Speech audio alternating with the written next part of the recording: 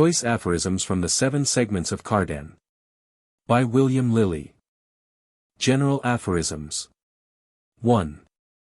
Life is short, art long, experience not easily obtained, judgment difficult, and therefore it is necessary, that a student not only exercise himself in considering several figures, but also that he diligently read the writings of others who have treated rationally of this science, and make it his business to find out the true natural causes of things by experiments. To know the certain places and processions of planets and fixed stars, constellations, etc. But above all to be a passionate lover of truth. 2. The principles of art are three: reason, sense, and experience, but the principles of operations four, viz., the planets, the parts of heaven, the fixed stars, and the sight or position of all those in respect of one another. 3. There are some things perfectly known, as the circle of ascension, some in a competent measure, as the revolution of the sun, some may be known although they yet are not, as the revolution of the superiors. Some things fall under knowledge, yet cannot be exactly known, as the precise ingress of the sun into the equinoctial point, some are neither known, nor can be known, as the complete commixtures and distinct virtues of all the stars. 4. It is much worse for an artist to conceive he knows those things, which he is ignorant of, than to be ignorant of those things which he ought to know. 5. Mean learning with an excellent judgment, avails more than a mean judgment with the greatest learning, yet is judgment very much assisted and perfected by learning, but everything prospers better, and is far more easily perfected that has nature for its guide and favorable stars, than that which is attempted by human industry though never so diligent. 6. He that has too great a conceit of himself will be apt to fall into many errors in his judgment, yet on the other side, he that is too diffident, is not fit for this science. 7. He that would truly promote art must insist as much on the confutation of false opinions delivered by others, as in the declaration of truth. 8. An astrologer is so far only true and honest, as he depends in his conjectures on principles of natural philosophy, and since those arts which are inherent in their proper subjects, cannot promise any certainty concerning matters to come, the astrologer ought never to pronounce anything absolutely or peremptorily of future contingencies. 9.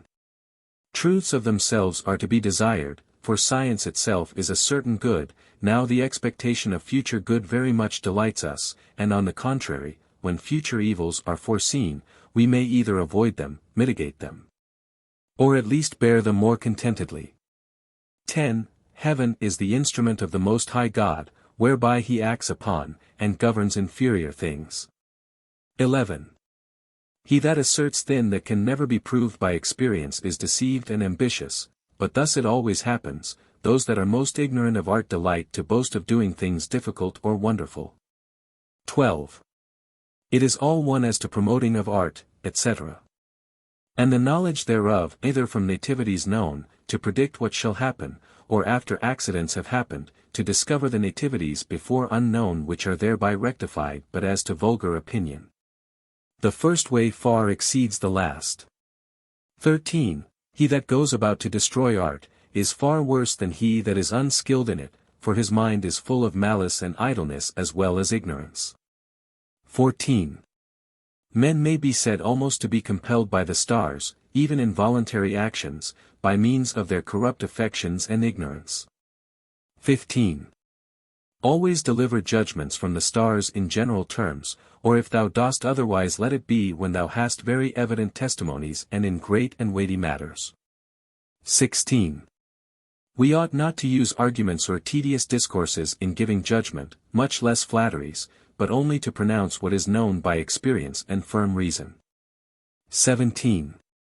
A main reason why events are so rarely foretold by astrologers, is because the art is yet but imperfectly discovered, for hitherto those that have been most excellent in it, being commonly old persons, have despaired to live to see the fortunes of children newly born, and the nativities of persons grown up, being uncertain, they scarce thought them worth so much labor.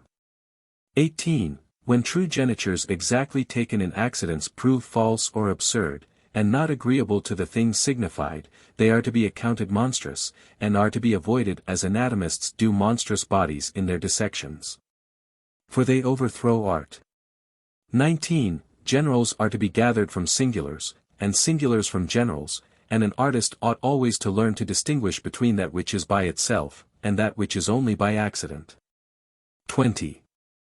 The strength and efficacy of fixed stars is to be considered from their magnitude, their splendors, their natures or properties, their nearness to the ecliptic, their place in the world, their multitude, their first oriental appearance, the purity of their place, the similitude or agreement of the body or rays of a planet with them and their circle of position. 21. The light of the time is the sun in the day, and morning twilight, and the moon in the night when she is above the earth, and in her morning rising, so that sometimes there may be two lights of the time, sometimes it so happens that th6 re is none. 22. When a planet is within 5 degrees of the cusp of any house, it shall be accounted to have virtue in that house though actually posited behind the cusp in another house. 23. Not only trines and sextiles may be counted friendly aspects, but even squares and oppositions too, if there happen a reception. How do you find this book? Any thoughts about the book or the author? Any suggestion for improvement? Please take a moment to share your thoughts in a comment. If you like it, share it with your friends who might enjoy it as well. Subscribe to keep in touch. Visit CompleteAudiobooks.com for more quality content. Aphorisms relating to Nativities. 1. A child is then said to be born when first it breathes in air at its mouth, when outside its mother's womb. 2. Those that have the luminaries unfortunate in angles will be apt to commit suicide. 3. Those that have Saturn in opposition to Jupiter, will never enjoy peace, and those that have the dragon's tail with Jupiter, will seldom be rich. 4. Those that have Saturn and Mars in the same part of the zodiac will be liable, in the course of their lives, to many misfortunes, and if they shall both be in Taurus, and posited in the 4th house. When the ascendant, by direction, comes to their rays, the natives will have some severe falls, or be in danger by reason of some ruinous buildings failing on them. 5. Fixed signs give learning, with the exception of Scorpio. Common signs, manners and conversation, with the exception of Virgo, and movable signs, riches, with the exception of Capricorn, whence it appears that those are bad nativities that have all the planets in Virgo, Scorpio, or Capricorn. 6. If the ascendant be one of those signs called mute, and Mercury in one that is not humane, with any fixed star of the nature of Saturn, the native will never speak well, but bring forth his words with difficulty. 7. He that hath the moon in Taurus in the second separating from the square or opposition of Jupiter, and applying to trine of the sun shall obtain very considerable riches. 8. When the abscissor, cutter off of life, or killing planet is on the ecliptic, and an infortune in an angle, the native will die a violent death. 9. When an infortune is posited on the cusp of the 7th house, the native will be liable to great calamities, and if an infortune be in aspect with the sun or moon afflicted in the same place, the native, though a prince, shall suffer a world of troubles. 10. Aries ascending, signifies the natives to be handsome, and of a grave composed temper, but Scorpio on the horoscope, notes them to be great liars. 11. When the moon is in Scorpio in square of Saturn in Leo, or in opposition to him when he is partially in Taurus, the native rarely has either wife or children. If Saturn be in Aquarius, he will be a mere woman-hater. 12. If the dragon's tail be with Saturn in square of the moon, and she cadent, the native will be consumptive, especially if from an angle. But if besides it be in square to the lord of the ascendant, he will be sickly and infirm all the days of his life, and if such aspect happen in or from the 6th house, so much the worse. 13. When Jupiter is in the 6th house, retrograde, and the lord of the 2nd peregrine, and no benevolent fixed star to help, the native will be very poor and necessitous. 14. He that has Mars in his ascendant shall be exposed to many dangers, and commonly receives, at some time, a great scar or cut, on his face. 15. Mercury mixing his beams with Mars, is a great argument of a violent death. 16. If Jupiter and the Moon in any nativity shall be very weak and afflicted, though other positions seem never so promising, yet the native shall be exceedingly unhappy. 17. When Venus is with Saturn and beholds the Lord of the Ascendant, the native is inclined to sodomy, or at least shall love old hard-favored women, or poor dirty wenches. 18. When Venus and Jupiter shall be in the 7th, the Moon beholding them in her own dignities, and the dragon's head joined with them or with Mercury, the native shall get a great estate by means of his wives. 19. The Moon full of light in conjunction with Mars, makes the native to be counted a fool, but if she be void of light and with Saturn, he is so indeed. 20. Venus in the heart of the Sun gives vast honors and dignities, the same may be hoped for, if a planet with the fixed star called Cor Leonis, behold the Moon. 21. The Moon in the 7th house renders natives subject to the falling sickness, and sometimes when she is in the ascendant, but generally she makes them fools if she be afflicted. 22. Bastards and supposititious children have frequently the ascendant in aspect with the Moon, and not the significator of the father. And for the most part attended with indications of some great misfortunes, and either there is no agreement between the Lord of the 4th, the Lord of the 2nd and the Moon, or else Venus is joined with Mars or Mercury. 23. When Jupiter shall be in the 10th in trine of Mars, and strong, and the Sun with the dragon's head, and the Moon with Cor Leonis, such native, though the son of the meanest peasant, shall be wonderfully exalted. 24. When any planet shall be partly on the cusp of the 7th in his own house, the native's death will be of the nature of that planet and place. 25. The infortunes in angles denote a public death or a sudden one. The Sun there, afflicted, it shall be by some weapon, or burning the Moon, by hanging, or drowning, according to circumstances. 26. Sol and Mars peregrine or the dragon's tail in the 2nd, signifies that the native shall squander away his substance or estate foolishly. 27. When the Moon in opposition to the Sun is joined with nebulous stars, the native will have some defect in his sight, if the Moon in the 7th be afflicted by both the infortunes, and if their rays are very strong he will be blind. 28. The compound rays of Jove, Venus, Mercury, and the Moon, give the greatest grace and sweetness of speech, and therefore when Jupiter shall be in Virgo, and the Moon in Pisces, it is an opportune time for the birth of a poet. Poets are always born, not made. 29. That person will scarce make a prosperous end, or persevere long in any eminent degree, who has not some of his ancestors' genitures to sympathize with, and assist his own. 30. The 5th sign from the ascendant signifies the native's children, because it is of the same nature as the sign on the ascendant, and if 2 signs shall be in the ascendant, the children will be of humors and manners exceedingly different, the one from the other. For the same reason the 9th house signifies grandchildren. 31. The Moon with the dragon's tail in a nativity gives suspicion of the mother's honesty, and hints that the child is none of the reputed father's begetting. However, it will prove ill-mannered, and for the most part unfortunate. 32. Whoever has Jupiter in aspect with the Sun, will be proud and haughty, and yet shall have little cause for it, unless they happen to be in reception. 33. The nativities of women in matters appertaining to life, are like those of men, but as to fortune, wholly unlike, and touching manners, after a middle kind, neither wholly agreeable, nor wholly contrary. 34. A woman that has Mars with the Moon is right, I'll warrant her.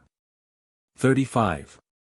In complete nativities the Moon returns to the sign ascending at conception, or its opposite, or to the body or aspect of some planet with whom she was at the conception, or to her own sign. And generally the ascendant at birth is the Moon's place at conception, or its opposite, or the place of the Lord of the new Moon foregoing the conception, yet there are sober genitures too. When the Sun comes to the place of the ascendant or its Lord, etc. 36. When Mars or the Moon shall be with the dragon's head or tail in the 12th, and Sol and Jupiter in the 4th house, the native will be hunchbacked. 37. When Mars is lord of a woman's ascendant, and Venus posited in it, or Venus is lady of it, and Mars in it, or Mars lord of the ascendant in the mid-heaven, it is more than probable she will cuckold her husband. 38. The lord of the ascendant in the combust way, shows that the native will be much entangled and pestered with business. 39. If infortunes be in the 10th house, peregrine, and not friendly to the ascendant, the native will be always full of suspicions and jealousies. 40. All planets above the earth, make a man illustrious and generally known far and near, and being all swift in motion, render him dexterous and nimble in the dispatch of affairs. 41. Those that have the moon, lady of the ascendant under the earth, with the tail of the lion, and the virgin's head, the sun in the 6th, and Saturn or Mars in their own dignities in the angles of the 7th, will always be very infirm and weak. 42. Mercury in Pisces lays an impediment on the tongue, making a man absurd in his speech and uttering unawares what he does not conceive in his mind, so if that sign ascend. 43. Whoever is born on the day of the vernal equinox at noon, shall by that testimony alone, become great in the world. 44. Women that have their ascendant, moon, Mars, Venus, and Mercury in double-bodied signs, have generally very evil qualities. 45. Jupiter very potent in a geniture always promises some extraordinary happiness, and if he be in the mid-heaven near the cusp in Capricorn he gives a great deal of good fortune by means of violence and power under pretence of justice. But the same will have an unfortunate issue. 46. Famous are those persons in whose nativities the moon receives the light of many planets, or is joined to some powerful royal fixed star. 47. When Sol and Jupiter rule in the 9th, and over the places of Mercury, the moon, and ascendant, and do behold each other, such a native's words will be regarded as oracles. 48. Jupiter and the sun in the 2nd house, give a gallant, noble, free spirit, but Saturn and Mars, or Saturn with Mercury in the 7th, render men sordidly covetous. 49. When the lord of the figure of a nativity shall be retrograde, and both ways cadent, the native will be a weak poor-spirited, dejected fellow, bringing nothing to perfection. 50. An artist may more easily and certainly judge of a man's nativity, than of the weather, because he knows the time of birth, but not that of the gathering together of vapors. 51.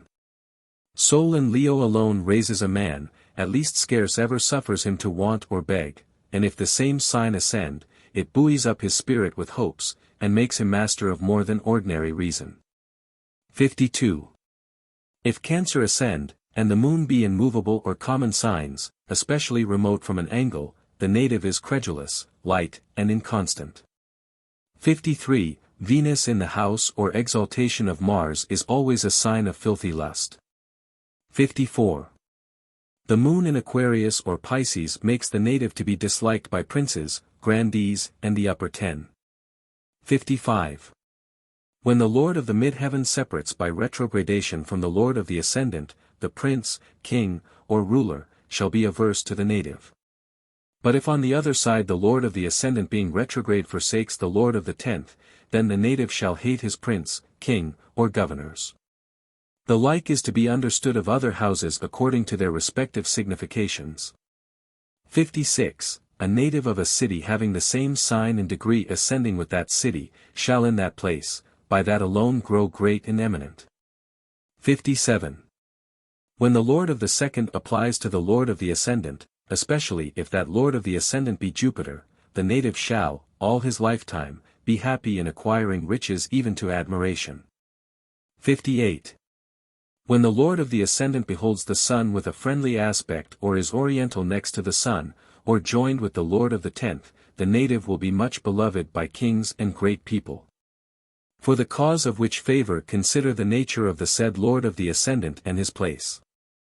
59. When several children have the same accidents and fortune, if it be in their childhood, it may be shown by the genitures of their parents. Or if in their old age, we may conclude the nativities of their parents were so powerful that they assimilate their nativities between themselves and suit them to the disposition of children in the paternal figure. 60. Mars in movable signs makes people hasty and choleric, but nowhere more than in Cancer, nor less than in Virgo, but in the former he generally makes the tongue more foolish and impertinent. 61. Saturn in the 12th threatens the gout. In the 6th some lasting disease or tedious imprisonments. 62. If the moon be between Mars and Sol or with them, the native will almost exchange his cradle for a grave, being very short-lived. 63. If the moon separates from an infortune, the native will suffer many diseases in nursing, and afflictions afterwards. 64. Whoever has Venus not well posited within the rays of Mars, unfortunate, will assuredly suffer a world of mischief and troubles by means of love. 65. Watery signs, but especially, and above all others, Scorpio, make traitors. And therefore if the moon lady of the ascendant be in that viperous sign, the native will betray, or prove a traitor to, his master. And if the same position happen in the radix of a city, its inhabitants will be rebellious against their princes or governors. 66. Mars is seldom joined with Mercury for good, for he makes people naughty and impudent, yet industrious in art, whence it comes to pass that the best artists are too often the worst men. 67. Mars unfortunate in the 9th, signifies liars and atheists. 68. He that has Mercury well posited but the moon afflicted shall understand well, but deliberate ill, and therefore such, though they may advise others excellent, why, yet shall manage their own affairs foolishly. 69. When Venus shall be too powerful in a geniture, and in places of the infortunes, inconveniences are to be feared from unlawful loves. 70. When the moon and Mercury, and Lord of the Ascendant shall be all in double-bodied signs, the native will be naturally addicted to old opinions and curious religious notions. 71. When Saturn and Mars behold each other, and the luminaries be posited in the 6th, 8th, or 12th houses, the native shall labor under some incurable disease and lead a life wholly miserable. 72. When the moon is in the mid-heaven in Capricorn, and Saturn or Mars in the 4th, the native will be infamous, and so much the worse if Mars be in Taurus, and the moon in Scorpio, for then many troubles will attend him during his whole life. 73. When Venus is with Saturn and Mars, and in opposition to the place of the moon, the native shall be but fool, yet think himself a philosopher. 74.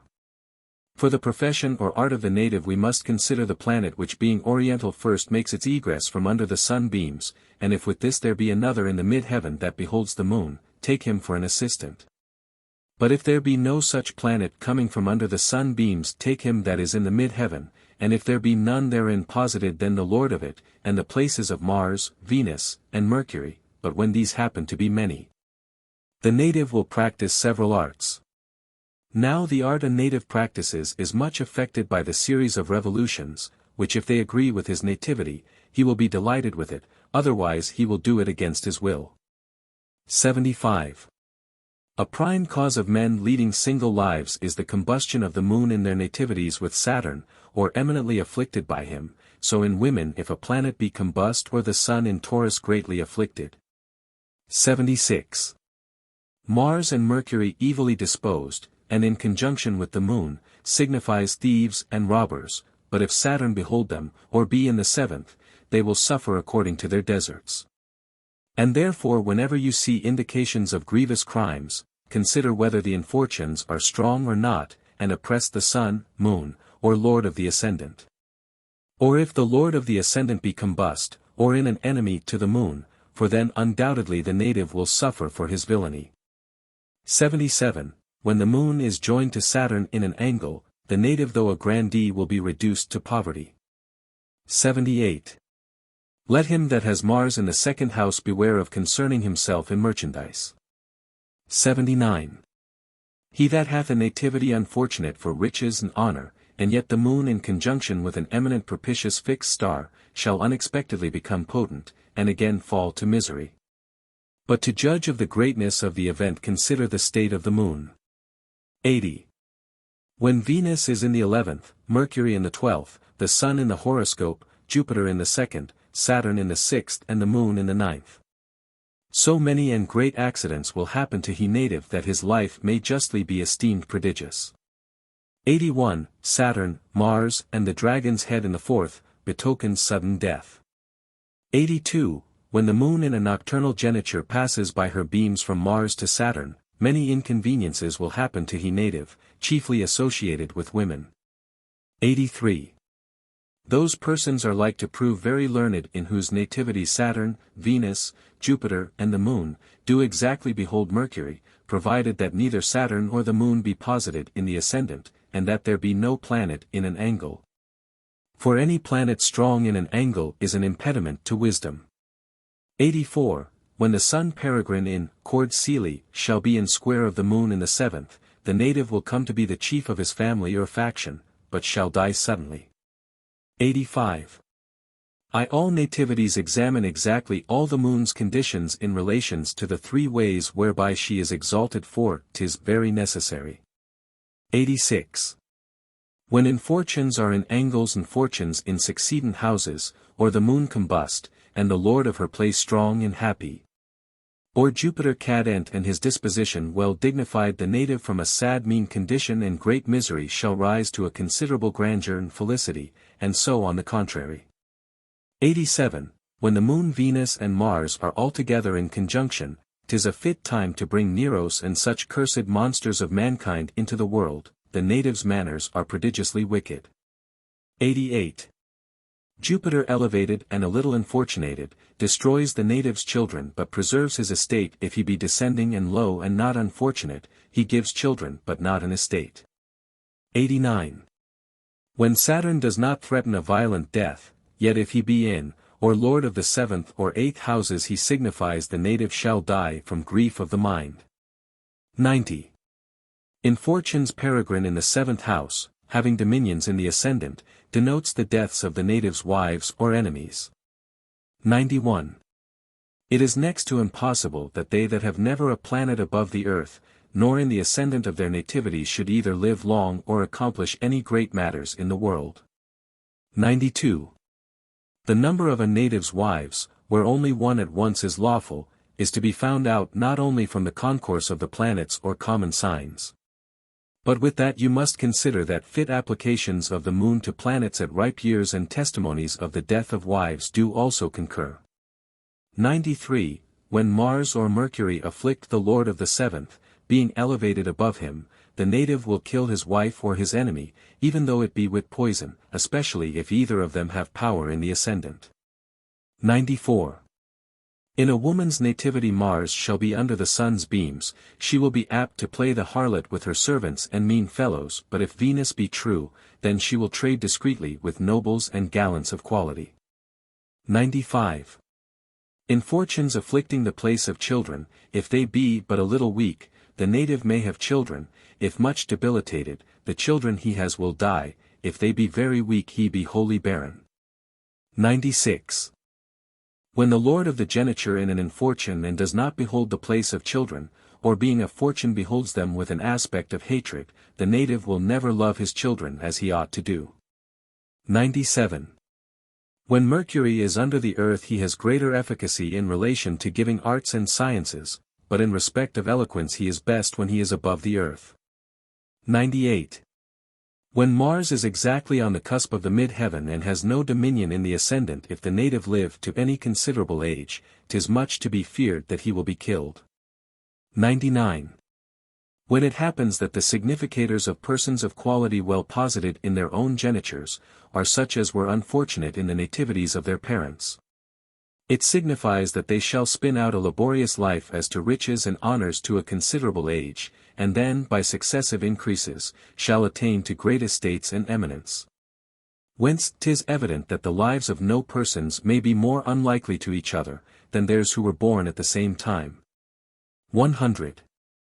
Nativities that can never be good, are such as have both the infortunes in the same place joined to one of the luminaries, or when infortunes single are singly joined to the luminaries, or when the moon is under sunbeams with Saturn or Mars, or where all the planets are in the 3rd, 6th, 8th and 12th houses, or when the infortunes are in angles, and the luminaries and fortunes cadent, or when the luminaries only are cadent and all the other planets retrograde, or when both luminaries and both fortunes are afflicted.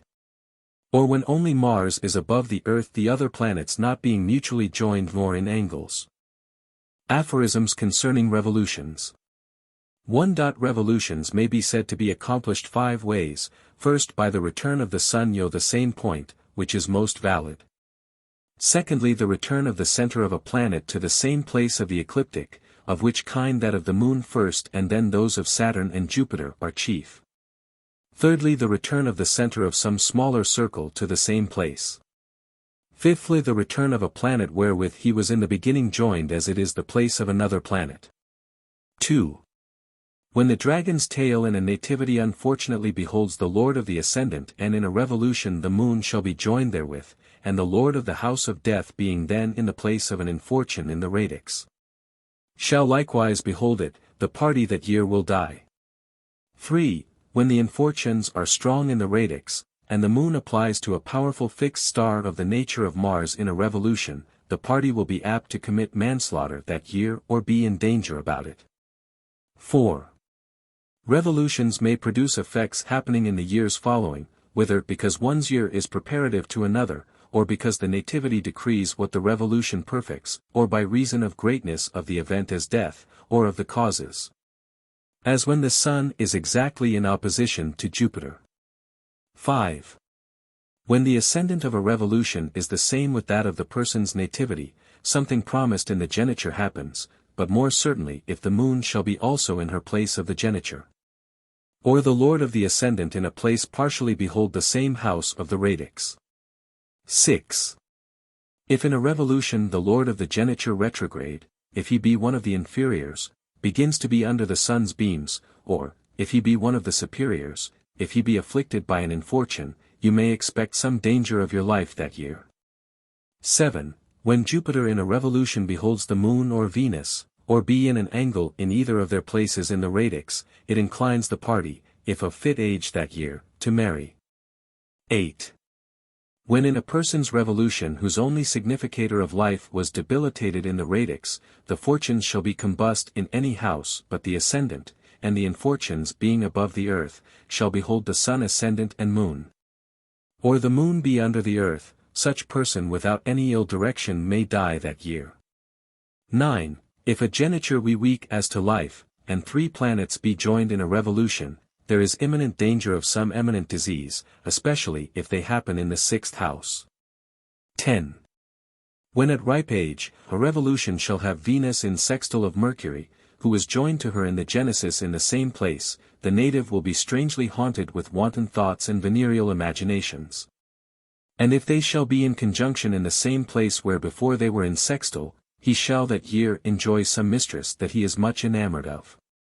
11. When in the hour of a revolution the superior planets or others shall be joined in the place of a radical significator, expect from thence some notable matter to happen of that kind which is thereby naturally promised. 12.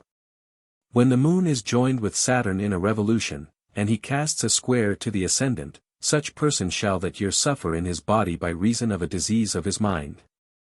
13.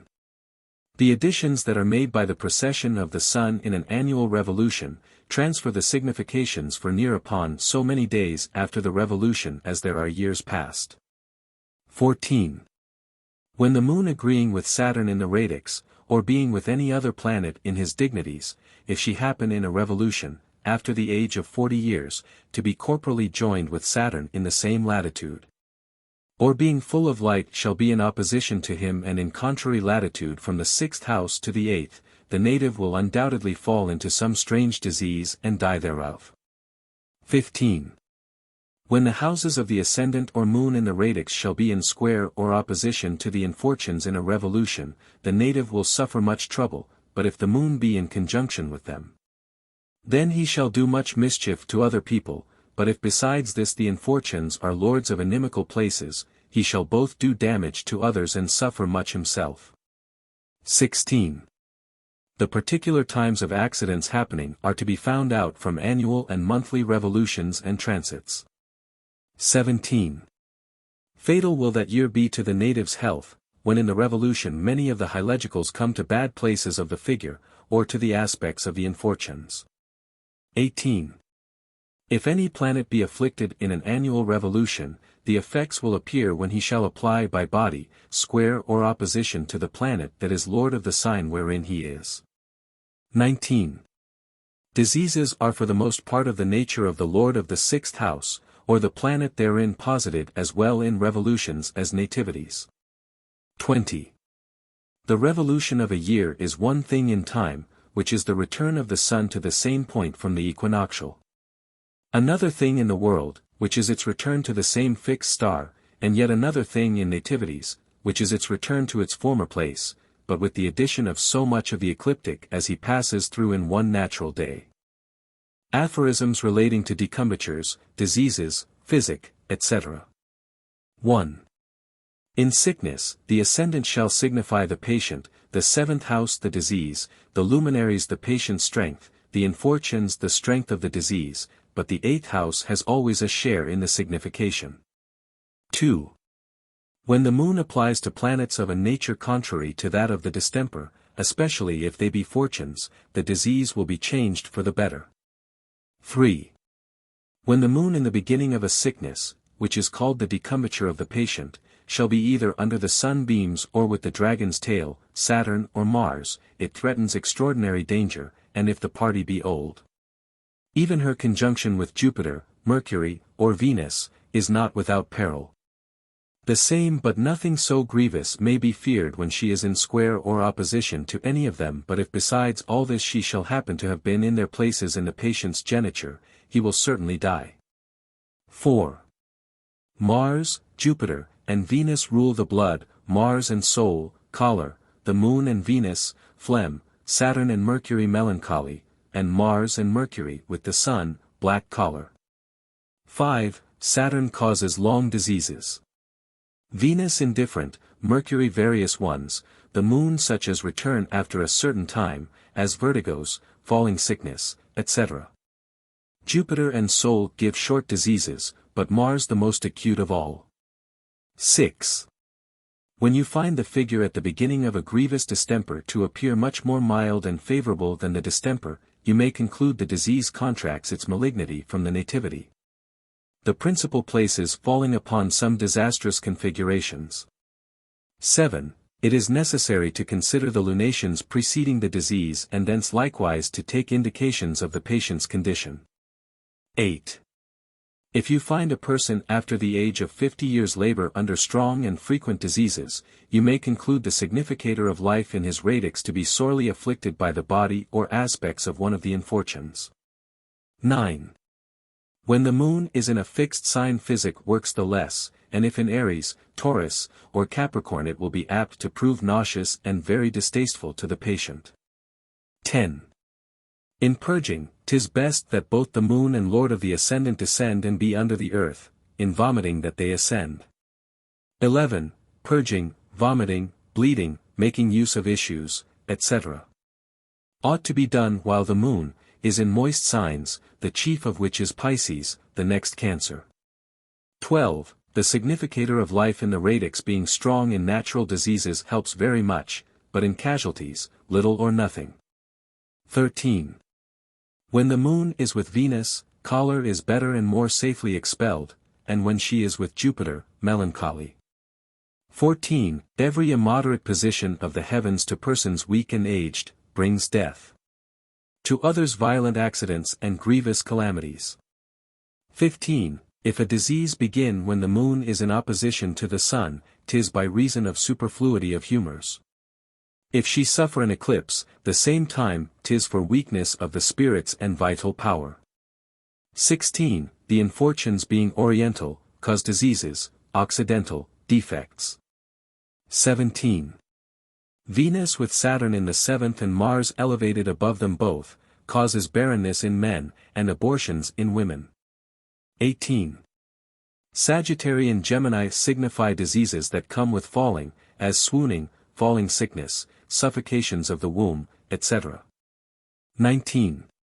When at the beginning of a disease the luminaries are both with the infortunes, or in opposition to them, the sick will very hardly escape. 20.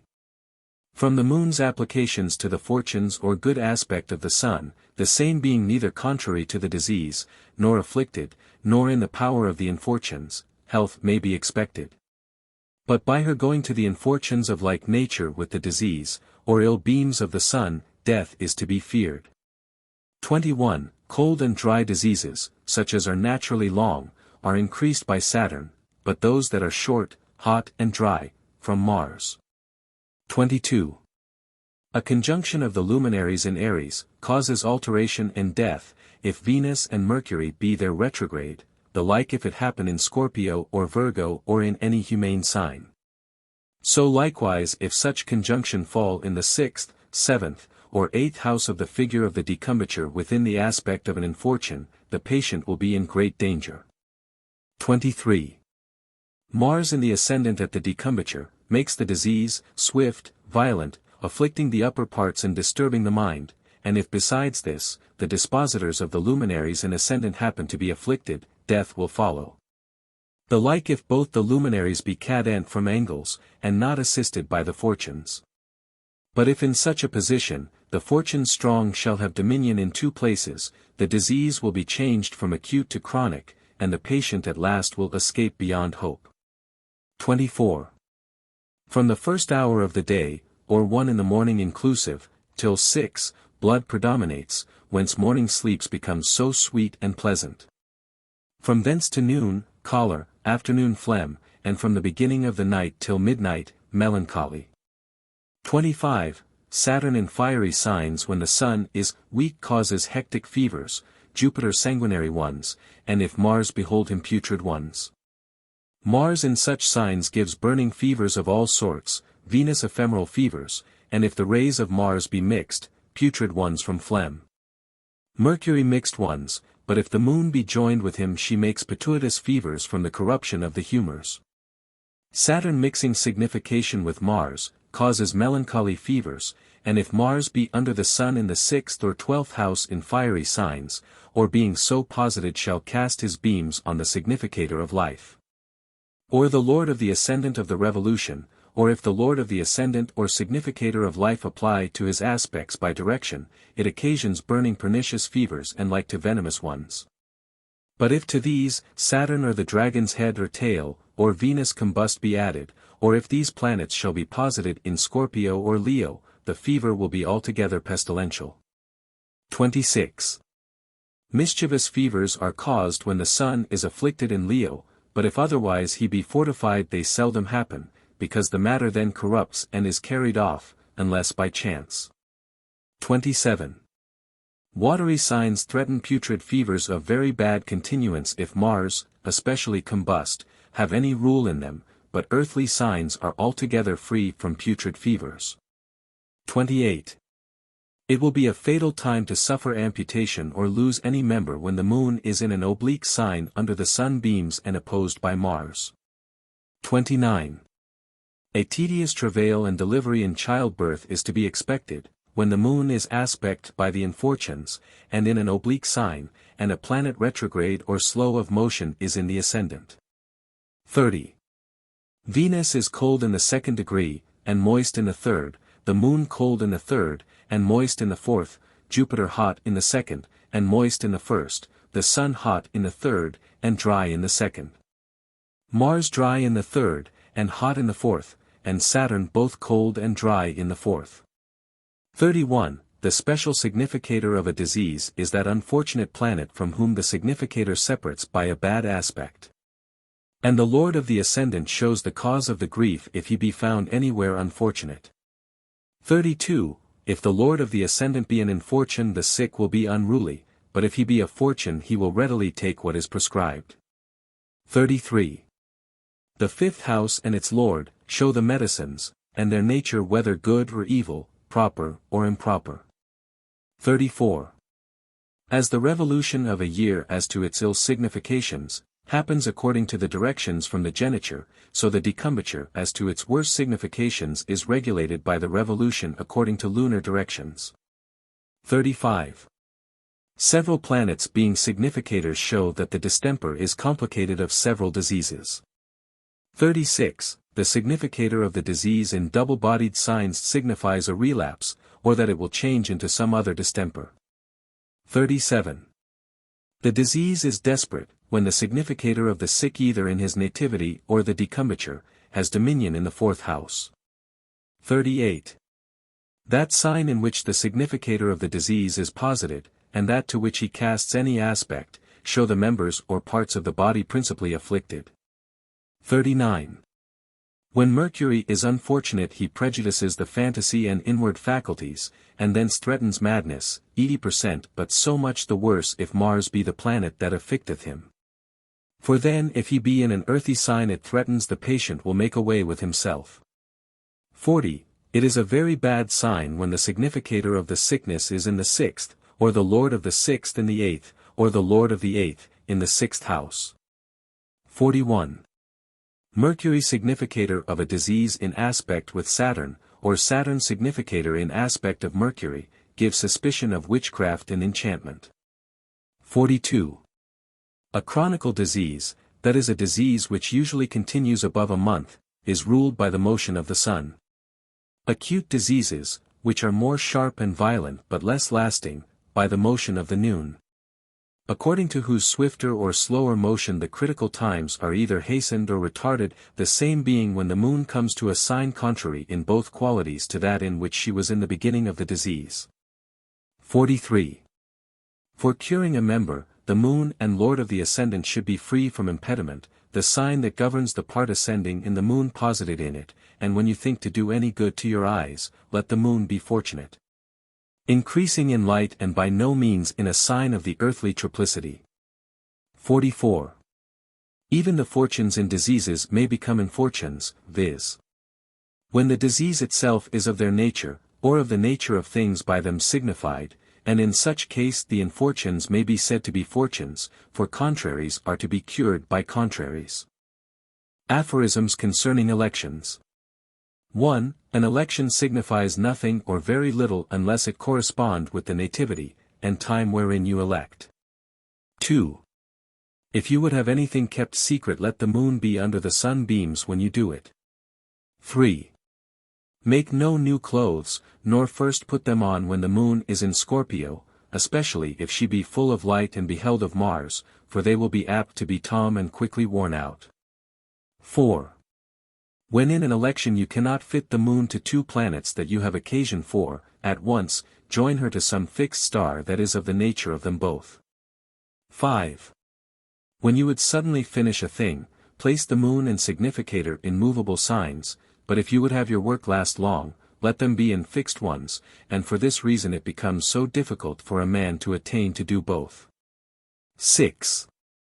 The best election a man can make is the place of his habitation, for if the ascendant of the city he dwells in be the place of his ascendant, he will have his health well, if the mid-heaven, he will come to preferment.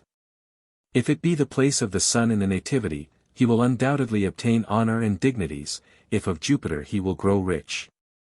If of the moon he will be very happy in most respects there. 7. Every man's geniture in some things agrees with, and in some differs from another's, we should therefore deal with people, as to important matters, only in things wherein their nativities sympathize with ours, but in other things to forbear. And indeed we ought generally to avoid the society of a person the lord of whose ascendant is an infortune and joined with the dragon's tail or any malevolent fixed star. For unless there be a great agreement between our nativities they will do us some mischief, though perhaps against their will. 8. When the significators of journeys are in watery signs and the infortunes, or the fortunes themselves unfriendly posited, be elevated above them, the querent will be much troubled in his journeys with bad weather and tempests. And note that the causes or business of journeys is to be discovered from the dispositors of the significators. 9. You may sometimes use the infortunes as physicians do poisons, for they produce strong effects, but use them like those, sparingly and with caution. 10. News or reports raised and spread abroad whilst the moon is in the beginning of Scorpio or Capricorn are generally false, but if she be with Jupiter in a masculine sign they are like to prove true. 11. Begin not to build whilst the moon is in Scorpio or Pisces or when a southern sign ascends, nor let the moon or lord of the fourth apply to a retrograde planet, for it threatens that such edifice shall soon fall or be ruined. 12. At play and in war it is said that it is considerable for man to have his face look towards a friendly part of heaven, and that if both parties do so, the contest will be tedious, if neither of them, then both in battle will be much prejudiced. And in gaming there will be little one on either side, but if one of them only look that way, he will soon conquer his antagonist. 13. In every election let the moon and lord of the ascendant be free from impediment or affliction. 14. But if when the moon suffers some impediment from another planet, thou art forced on that day to make an election, let a sign ascend that is either the house or exaltation of that planet so impeding. 15. It is best to undertake journeys when the significators are immovable signs, for they signify celerity and return with dispatch of business, but fixed signs in such cases are very bad. So also it is if the lord of the ascendant or moon happen to be in the 6th, 8th, or 12th houses. 16. It is an undeniable thing, in general, to deliver a petition or request to a great person when the moon applies to Jupiter, and he is joined with the dragon's head in the mid-heaven. Aphorisms relating to eclipses and comets. 1. In an eclipse it is necessary to consider the strength of the planet then ruling, for his significations will chiefly appear. 2. Eclipses of the sun have powerful effects, and therefore if they fall upon a very flourishing and promising crop they generally damnify it, so that it scarce comes to anything near what might have been expected. 3. When at the time of an eclipse the significator of life in any person's radix shall be within the beams of the Anarita or killing planet, or of an infortune not friendly disposed, such native will incur extraordinary hazard of his life. 4. In general some eclipses of the luminaries at the time or even before they happen raise showers and rain, others great droughts, some violent winds, others earthquakes, some scarcity of the fruits of the earth, others terrible fires. 5. A comet usually foreshows the birth of famous persons in some time after to happen, for he is not said to be born under it, in this sense, who is born during the time of its appearance. But he that is born in that region or country subject to such an angle or figure, and hath his sun and moon in its place, or the luminaries and the lord of his ascendant in cardinal signs, when the comet rises, sets or culminates, and the like. 6. A comet in the east, signifies the rise of some eminent lawgiver, in the mid-heaven, of some very powerful king, but seldom in such illustrious matter when 'tis in the west or succeedent houses. 7. Comets when they are immovable, signify seditions, but when movable they denote foreign wars, and one nation invading another, in cardinal signs the death of princes or great men, in the 9th house, scandal or detriment to religion. In the 10th or 12th houses, the pestilence or scarcity of corn, and in the 11th house, great slaughter and destruction of noblemen. 8.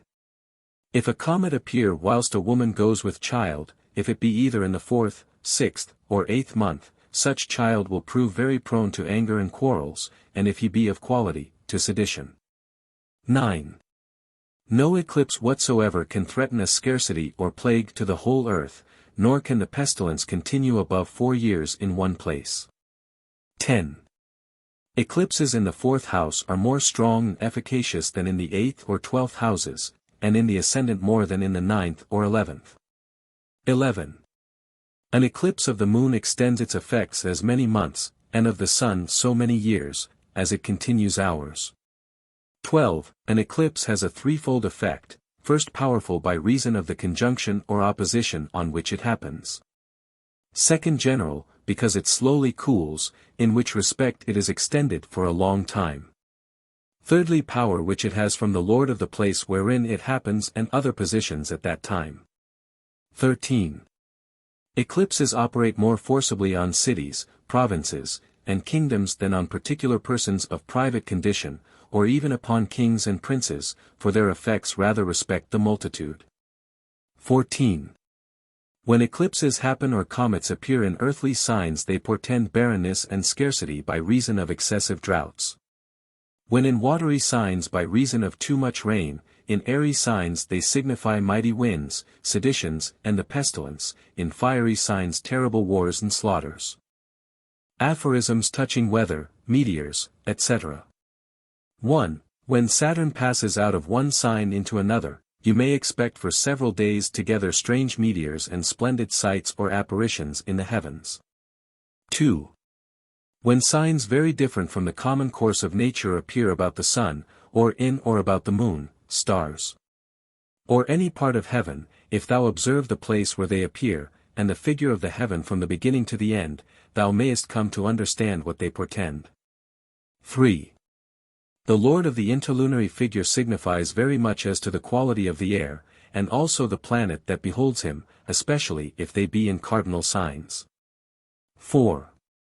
When Saturn is combust in the houses of Mars, and Mars beholds him, he often begets conical figures which are seen in the air composed of vapors that ascend, and are sips of an earthquake to ensue. 5. Saturn and Mars and the Sun, and Mars and Mercury, cause bale, Saturn most in summer, Sol and Mercury most in autumn, and those that cause hail in these two quarters cause snow in the winter and spring. 6. Saturn with the luminaries, Jupiter with Mercury and Mars with Venus, make an apertio portarum or an opening of the gates, and usually cause some notable change of weather. 7. When about the beginning of winter Saturn shall dispose of the moon, expect unusual colds with a cloudy season and rain. 8. Whenever Saturn is joined to the Sun the heat is remitted and the cold increased, which alone may be a sufficient testimony of the truth of astrology. 9. When Mars and Mercury are joined and behold the moon or lord of the ascendant in the 6th or 7th house, they portend great drought to ensue. 10. That star has a great efficacy on the air, to which the moon shall be first joined after her conjunction, opposition or square with the sun. 11. The mixture of the beams of Jove and Mars in moist signs gives thunder with sudden showers. 12. Jupiter naturally raises north winds, Saturn easterly, Mars western, Venus southern, and Mercury mixed winds, according as he applies to other planets. Some aphorisms relating to husbandry. 1. If you prune your vines when the moon is at full in Taurus, Leo, Scorpio, Sagittarius, neither worms nor birds will infest your grapes. 2. Graft not trees, the moon waning, or not to be seen, and if you shear sheep in her increase their wool will grow again the better. 3. Fruits and wood for use should be cut in the decrease of the moon, but if you would have timber to keep long, fell it towards the latter end of the winter, the moon being under the earth, and be held by Saturn, for that will prevent its rotting, and render it exceedingly hard and durable. 4. But firewood and what you would have grow quickly again, cut when the moon is above the earth in the first quarter joined either to Venus or Jupiter. 5. Sow or plant when the moon is in Taurus, Virgo or Scorpio in good aspect of Saturn, but when she is in Cancer set or sow all kinds of pulse, and in Libra or Capricorn dress your gardens and trim your small trees and shrubs. 6. Saturn in fixed signs causes scarcity of corn, dear years, and the death of many men. 7. When trees blossom they are most apt to be affected with injuries from the heavens, for then they are like teeming women, and when they have put out their fruits like nurses giving suck, which can endure more than when they went with child. And therefore if eclipses happen whilst a tree is so blooming, it most times causes a scarcity of that kind of fruit that year, and indeed the plenty of corn and fruit is not much discovered from the vernal figure or revolution of the world. As from the temperature of the air, in moisture, dryness, or inequality, as also from the new and full moons, and risings of the stars. And eclipses, especially happening then what things respectively blossom. 8. A malevolent planet being lord of the year, though fortunate, generally hurts all fruits of the earth, but those particularly signified by himself. Aphorisms relating to general accidents. 1. Saturn obtains kingdoms or supremacy of power by labor, fraud, and infamy, Mars by valor, rapine and cruelty, but Jupiter by justice and great opinion of goodness and honesty. 2. When Saturn is in Libra and Jupiter in Cancer, great changes and alterations shall happen in the world. 3. For discovering such grand mutations we should well consider the great, mean, and lesser conjunctions of the planets in the several trigons, the removes of the superiors from one sign to another, as also their applications to the fixed stars. 4. Likewise the changes of the apsides of the planets cause mutations in governments and laws, which is a point very much to be regarded. 5. Mercury with an unfortunate planet in the 11th, denotes the establishment of some severe or unjust laws in the world. 6. A conjunction of Mars and Saturn in the 6th or 8th house, especially in a humane sign, signifies a great pestilence. 7. When in the radix of any city Mars shall be in the mid-heaven, the inhabitants will be inclined to sedition, if Saturn be there they will be very mischievous, yet very laborious. 8. If wars be signified, note the angle of the figure wherein Mars is posited, for from that part the enemies shall come. End of the Aphorisms of Cardan.